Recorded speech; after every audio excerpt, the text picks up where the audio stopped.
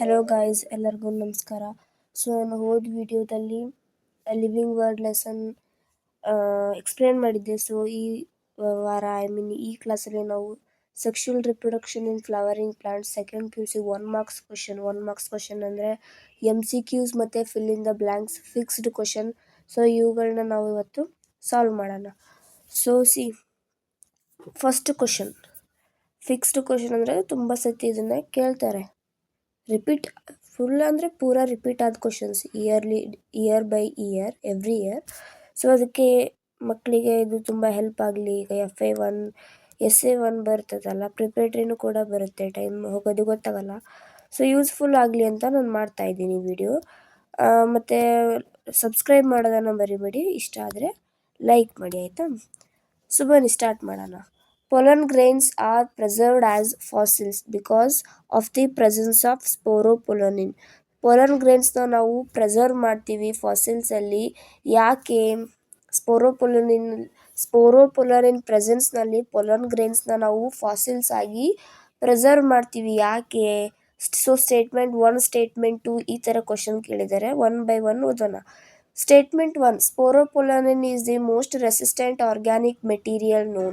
Statement 1. Sporopollenin resistant organic material ಹೌದಾ? Statement 2. No enzyme that degrades sporopollenin is so far known. ಯಾವ ಎಂಜೈಮು ಸ್ಪೋರೋಪೊಲನಿನನ್ನು degrade ಮಾಡೋಲ್ಲ, means destroy ಮಾಡಲ್ಲ ಅಂತ ಇದೆ statement 2. So option A, both statement 1 and statement 2 are correct. So next option B, statement 1 is correct and statement 2 is incorrect. Option C, both the statements 1 and 2 are incorrect. Option D, statement 1 is incorrect and statement 2 is correct. So ನಾವು ಇದರೊಳಗೆ ಯಾವ್ದು answer ಹೇಳ್ಬೋದು? Think ಮಾಡಿ. ಸ್ಪೋರೋಪೊಲನಿನ್ ಅನ್ನೋದು most resistant organic material, ಇದು ಗೊತ್ತು. ಮತ್ತು no enzyme the degrade sporopollenin is for. ಯಾವ ಎನ್ಸೈಮು ಸ್ಪೋರೋಪೊಲನಿನನ್ನು ಡಿಸ್ಟ್ರಾಯ್ ಮಾಡೋದಕ್ಕೆ ಆಗಲ್ಲ. ಸೊ ಯಾವ್ದು ಹೇಳ್ಬೋದು? Both statements 1 and 2 are correct. Okay, so ನಾವು ಆಪ್ಷನ್ ಎನ ನಾವು ಹೇಳ್ಬೋದು. Okay, this is option A. Wait minute. Okay, option ಎನ ನಾವು ಹೇಳ್ಬೋದು. ನೆಕ್ಸ್ಟ್ ಕ್ವಶನ್, ಸೆಕೆಂಡ್ ಕ್ವಶನನ್ನು ನೋಡಿ.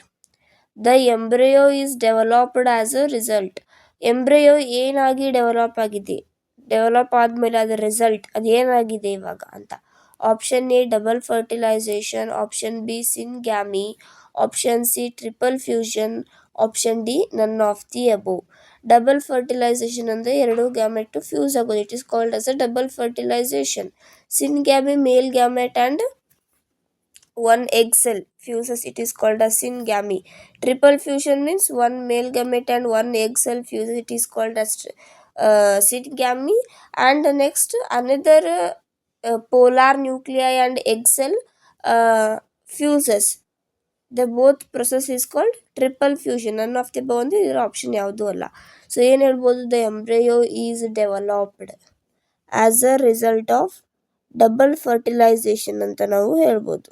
Okay, the embryo is developed as a result of double fertilization.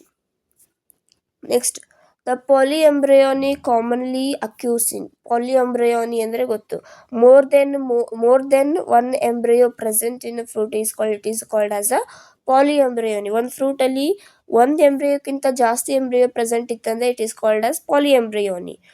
ಇದು ಎಲ್ಲೆಲ್ಲಿದೆ? ಆಪ್ಷನ್ ಎ ಟೊಮ್ಯಾಟೊ ಕೊಟ್ಟಿದ್ದಾರೆ, option B potato, option C citrus, option D turmeric. ಏನು ಬರಿಬೋದು? ಸಿಟ್ರಸಲ್ಲಿ ಮೋರ್ ದೆನ್ ಒನ್ ಎಂಬ್ರಿಯೋ ಇರುತ್ತೆ.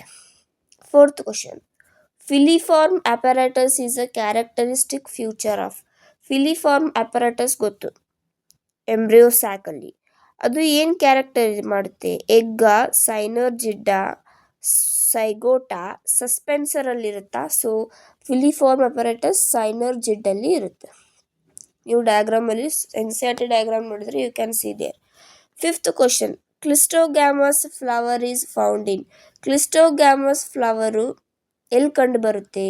Option A tobacco, option B viola, option C mirabilis, option D none of these. ಯಾವ್ದು ಹೇಳ್ಬೋದು? Tobacco ಹೇಳ್ಬೋದು option A ಅಥವಾ option B ವಯೋಲಾನ. So cleistogamous flower is found in viola. Okay, option B. Next 6th question. The function of tapetum in ಮೈಕ್ರೋಸ್ಪೊರಾಂಜಿಯಂ.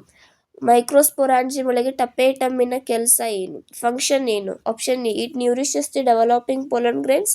ಪೊಲನ್ grains ಅನ್ನು nourish ಮಾಡುತ್ತಾ. Option B.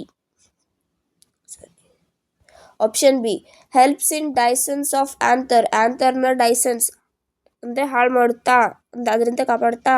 Helps in protection, protect ಮಾಡುತ್ತಾ. Helps in division cell division ಆಗೋದಕ್ಕೆ help ಮಾಡುತ್ತಾ. ಯಾವ್ದು ಹೇಳ್ಬೋದು?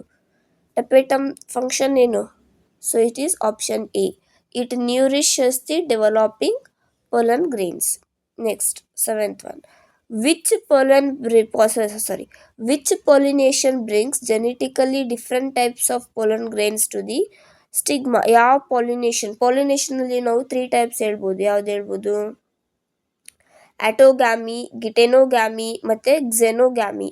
ಆ 3 ಪಾಲಿನೇಷನ್ನಲ್ಲಿ ಯಾವುದು different types of ಪೊಲೆನ್ ಇಂತ್ರ stigma, ಬೇರೆ ಟೈಪ್ ಆಫ್ ಪೊಲೆನ್ ಇಂತ್ರ ಸ್ಟಿಗ್ಮಾಕ್ಕೆ ಹೋಗ್ಬೋದು ಅಂತ ಕೇಳಿದ್ದಾರೆ. ಯಾವಾಗ ಹೇಳ್ಬೋದು ನಾವು? ಆಟೋಗ್ಯಾಮಿ ಅಂದರೆ ಸೆಲ್ಫ್ ಪಾಲಿನೇಷನ್, ಹೌದಾ? ಆ ಫ್ಲವರ್ ಒಳಗೇನೆ ಸ್ಟಿಗ್ಮಾ ಅದೇ ಪೊಲನ್ ಗ್ರೇನ್ಸೇ ಫರ್ಟಿಲೈಸೇಷನ್ ಆಗುತ್ತೆ. ಮತ್ತೆ ಯಾವ್ದು ಹೇಳ್ಬೋದು? Genetically different types of pollen grains to the stigma. Genetically different types ಅಂತ ಹೇಳಿದರೆ ನಾವು ಕ್ಸೆನೋಗ್ಯಾಮಿ ಹೇಳ್ಬೋದು. Option B. ಕ್ಸೆನೋಗ್ಯಾಮಿ ಅಂದರೆ ಒಂದು ಫ್ಲವರಿಂದ ಪೊಲನ್ ಗ್ರೇನ್ಸ್, ಒಂದು ಪ್ಲ್ಯಾಂಟಿನ ಒಂದು ಫ್ಲವರಿನ ಪೊಲನ್ ಗ್ರೇನ್ಸ್ ಬೇರೆ ಪ್ಲ್ಯಾಂಟಿನ ಬೇರೆ ಫ್ಲವರಿನ ಸ್ಟಿಗ್ಮಾಕ್ಕೆ ಹೋಗಿ ಸ್ಟ್ಯಾಂಡ್ ಆಗುತ್ತೆ. ಅಲ್ಲಿ ಜೆನೆಟಿಕಲಿ ಡಿಫ್ರೆಂಟ್, ಹೌದಾ? So xenogamy, option B. Next fill in the blanks. ನೋಡಿ, ಫಿಲ್ ಇನ್ ದ ಬ್ಲ್ಯಾಂಕ್ಸ್ ಆರಾಮ್ಸೆ ಸ್ಕೋರ್ ಮಾಡ್ಕೋಬೋದು ನೀವು. The albuminous seeds the food is stored in. Albuminous seeds ಅಲ್ಲಿ ಫುಡ್ ಎಲ್ಲಿ ಸ್ಟೋರ್ ಆಗಿರುತ್ತೆ? ಎಂಡೋಸ್ಪರ್ಮ್ ಅಲ್ಲಿ. ಎಲ್ಲಿ ಸ್ಟೋರ್ ಆಗುತ್ತೆ? ಇಟ್ ಈಸ್ 1 ಎಂಡೋಸ್ಪರ್ಮ್ ಅಲ್ಲಿ. Next 9th question. The remnant of nucellus is. Nucellus ನಲ್ಲಿ ರೆಮ್ನೆಂಟ್ ಯಾವುದು? It is perisperm. Second, it is perisperm. Next 10th one. Few flowering plants have evolved a special mechanism to produce seeds without fertilization. Few plants, ತುಂಬ ಕಮ್ಮಿ ಪ್ಲಾಂಟ್ಸಲ್ಲಿ special mechanism ಆಗುತ್ತೆ. ಏನು? ಸೀಡ್ಸ್ನ produce ಮಾಡ್ತವೆ without fertilization. Fertilization ಇಲ್ಲದೇ ಸೀಡ್ಸ್ನ produce ಮಾಡ್ತವೆ. C, plants have evolved special mechanism to produce seeds without fertilization called pericarp apomixis. Apomixis. So ಇದನ್ನು ನಾವು NCERT ಟೆಕ್ಸ್ಟ್ ಬುಕ್ಕಲ್ಲಿ ಓದ್ತೀವಿ. ಸೊ ಏನು ಹೇಳ್ಬೋದು? ಒಂದು ಫ್ಲವರಲ್ಲಿ ಸ್ಪೆಷಲ್ ಮೆಕ್ಯಾನಿಸಮ್ ನಡೆಯುತ್ತೆ, ಅದು ಫರ್ಟಿಲೈಸೇಷನ್ ಆಗಲಿಲ್ಲದೇ ಸೀಡ್ಸ್ ಫಾರ್ಮೇಷನ್ ಆಗುತ್ತೆ. ಅದಕ್ಕೆ ಆ ಪ್ರೊಸೆಸ್ಸಿಗೆ ನಾವೇನು ನಿಂತೀವಿ, ಐ ಮೀನ್ ಮೆಕ್ಯಾನಿಸಮ್ಗೆ, apomixis. Okay, apomixis. Okay, thank you. So ಇವು ಫಿಕ್ಸ್ಡ್ ಕ್ವಶನ್ಸ್, ಇವನ್ನ ಓದ್ಕೊಂಡ್ಬಿಟ್ರೆ ಚಿಂತೆ ಇರಲ್ಲ. ಓಕೆ ಓಕೆ ಓಕೆ ಗೈಸ್, ಮರಿಬೇಡಿ ಸಬ್ಸ್ಕ್ರೈಬ್ ಮಾಡಿ, ಮತ್ತು ವಿಡಿಯೋ ಇಷ್ಟ ಆದರೆ ಲೈಕ್ ಮಾಡಿ. Okay, thank you guys.